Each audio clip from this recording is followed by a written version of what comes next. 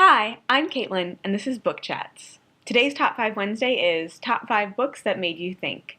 So I'm sorry that I'm not in my normal location today. I'm just wasn't able to film where I usually do, so my lighting and shadows are off. But but I wanted to still do this Top 5 Wednesday. It's quite different than kind of the books that I pull from my usual top fives. I'm jokingly calling this the Top 5 Nonfiction Books week. Not all the books on my list are nonfiction, but 3 out of the 5 are, and so it's definitely more than I've ever had on my list that are nonfiction before. I realized that in general, when I think about what books make me think, what I immediately thought of were a lot of essays or excerpts from books that I read for school. But when I really think about fiction, in large part, a lot of fiction makes me feel, which I think is different than thinking. Like thinking and feeling can be different things. And so that's why there's so much nonfiction on this list. I cut out many more nonfiction books as well. But I'm going to start with book number 5, which is actually a novel. It's called Good Kings, Bad Kings, and it's by Susan Nussbaum.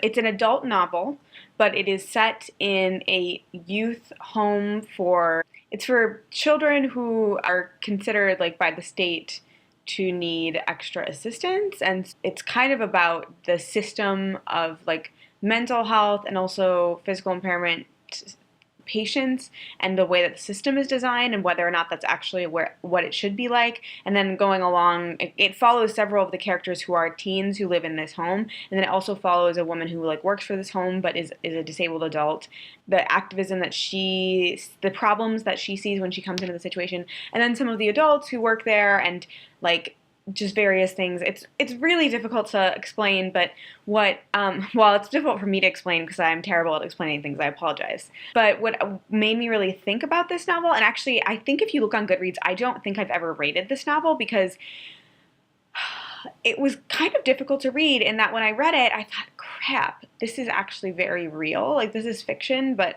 this happens. This happens in real life, and it's crappy, and I don't know how or we are going to fix it or if we're going to fix it. I really think that it's a fiction, but it is in many ways a portrait of some realities, not all realities, but some realities, and that was kind of disturbing. So it was difficult for me to rate because it was kind of like upsetting, but like, yeah. Anyway, so that book definitely made me think, and that's why it's number 5. So book number 4 is my first nonfiction book. I read this book on my own, and then I also had a chapter of it that was assigned for our class that I was in. It is Understanding Comics by Scott McCloud. I highly recommend this to anyone who is just getting into or has been a longtime reader of comics.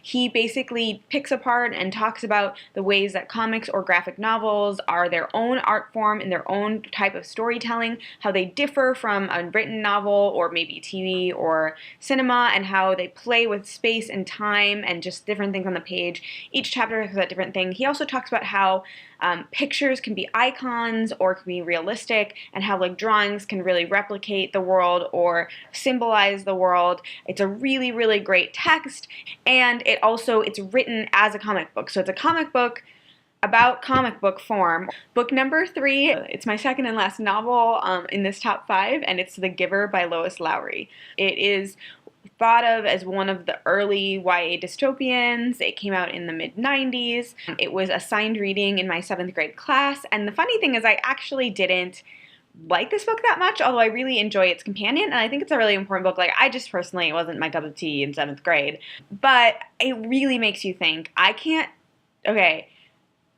this is going to be a spoiler, so I'm going to put my hand up, and when my hand goes down, you can listen again if you haven't read this book. But those of you who read this book, so the thing that really made me think and like symbolizes all the things that make me think in this book is, so when you first realize that Jonah and like the society he's living in can't see color, and then when you realize like they don't have music, like then you're like, what? And that is like, oh my goodness, makes you think so much. And I haven't read this, and I haven't read this book in more than 10 years.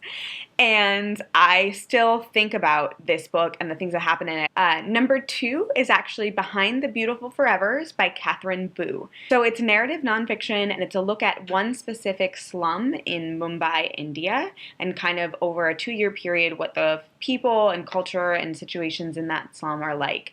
This book made me think so much, both about the situations that these families that the Catherine Bu lived with and profiles are in, and how poor they are and how they function, how aid is distributed, how government works, whether or not government is good. And then you get to the end, and the author has an author note at the end, and she says, I was a reporter in the United States, and I covered poverty a lot before I actually did this book. And one of the things that is striking to me is the similarities between the two. It's just very interesting. It'll make you think both about the situations that the people in the book live in, but also about the situations you live in and the situations that you are in wherever you live. I really thought it was a fascinating book. It still makes me think to this day. My book number 1 is the only book on this list that I'm planning to reread in the near future because it made me think and it made me really want to discuss, but at the time that I read it, only like one other person I knew had read it, and now I've been like pushing it on my friends so they can discuss it with me. It is The Reason for God by Timothy Keller. I think this is a very interesting book. So I read this book as someone who already believes in God and is a Christian, which this is written by a Presbyterian pastor. What I really enjoyed about this book is he breaks it down. There's 2 halves, and in the first half he answers like common questions that he's heard from people through his work as a pastor and through the people he's worked with, and kind of addresses them. And then the second half are questions that he had when he was really deciding on his own faith. I really like that way that it's split, and each chapter is a different question. So you could, I'm not the kind of person who would do this, but you could just read a chapter at a time if you wanted to, but I just go through and read the whole thing straight through. And I just thought it was very interesting because it challenged me to think about my own faith and to think about whether or not I agreed with what was being said on the page. It challenged me to think about how I practice my faith. It was just a really thought-provoking book. So those are my top 5 books that made me think. And then I also wanted to mention 2 honorable mentions, which are not full books. One of them is a portion of a book, and one of them is an essay that I read for college that made me think so much, and I'm actually going to put a link to one of the essays down below. So the first is an essay called Unpacking the Invisible Knapsack by Peggy McIntosh. It's actually pretty short. It's mostly a list, and it's a list of things that are privileges of the majority class or culture. And it is the first time that I was really introduced to my own privilege, and I continue to reference it to this day. I really highly recommend that everyone read it. Take the time to look at it. Putting a link in the description if you want to read it. It's very short read. And then the other is actually a chapter of The Wretched of the Earth by Frantz Fanon.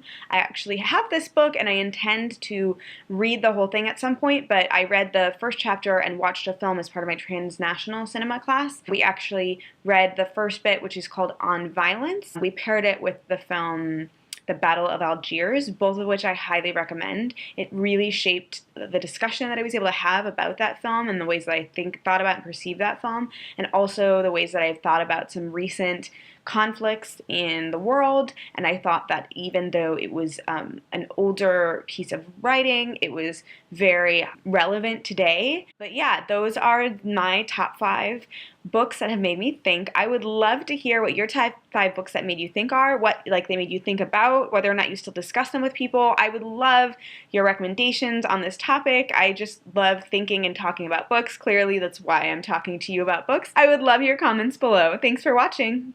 Bye. Today's Top 5 Wednesday is top 5 books you'd save in a fire.